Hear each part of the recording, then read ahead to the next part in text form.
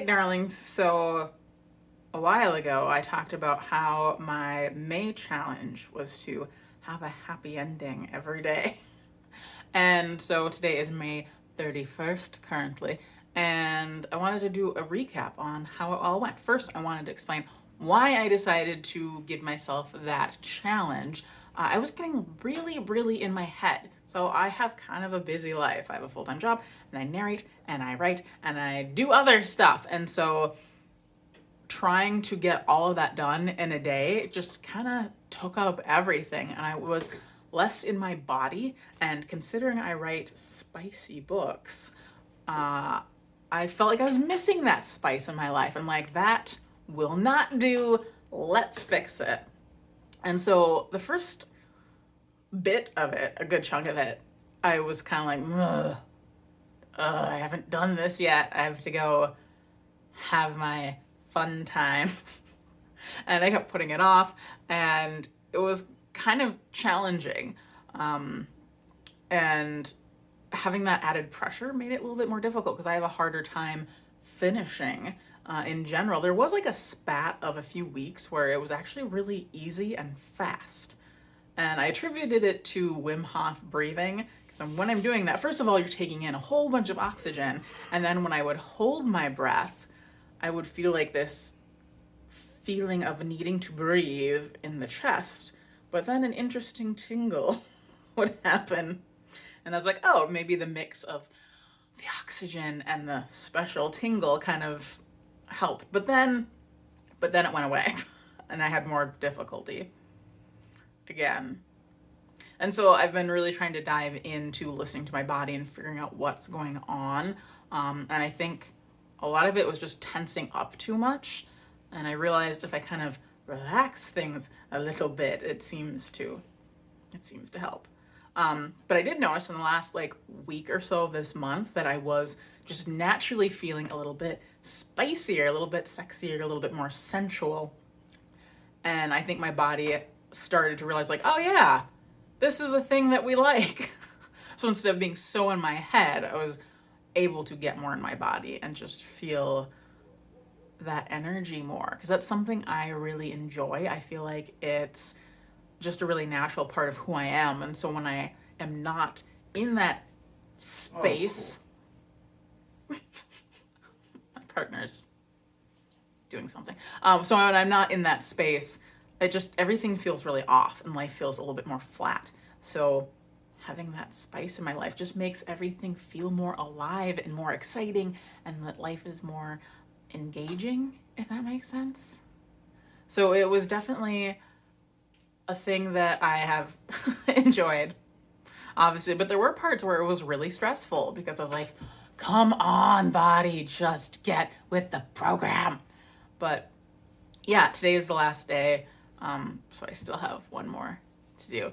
But I think I at least want to daily have some sort of sensual practice. So I've been trying to do something like kind of sexy every day, just in general, but I want to really be mindful about that and make sure I'm putting all my attention and focus, a few minutes a day at least, on that. So I might not have a daily happy ending, but I don't even know why I'm being like tiptoeing around the subject. But yeah, I might not have a daily practice with the big O, but I don't know why I said practice. I do want to have a daily practice, but I might not have the big O every day. But yeah, I want to make sure I'm being really mindful, because when I started this, I was like, oh, I'm so excited to be done, which sounds really weird. But now that I'm towards the end, I'm like, ooh, I see the benefits to this. And there are actual physical benefits to it. So apparently it's supposed to make you look more youthful, because it signals to your body, yo, I'm trying to have a baby. And even if you're not, because I'm very much not, your body might still want you to be youthful just in case, which is a theory I've heard. I don't know if that's necessarily true. But yeah, it's supposed to make you look more youthful and give you a glow. And also, it's supposed to help. You're already hot and youthful. Mwah. Thank you. That's the month long of O's. No, and it's supposed to be really good for the immune system. And I imagine it's good for the old ticker, good for the old respiratory system. I made that up. It probably is, though. So yeah, if that is something you want to try, I would suggest. Oh, another positive benefit is, so I did do some solo play.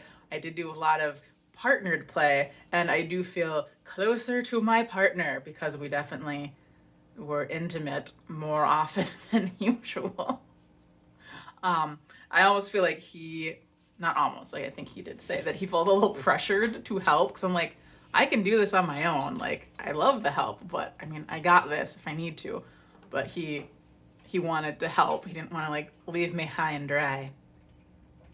So yeah, a lot more closeness. So I feel closer to my partner. But you do not need a partner to do this because you could feel closer to yourself.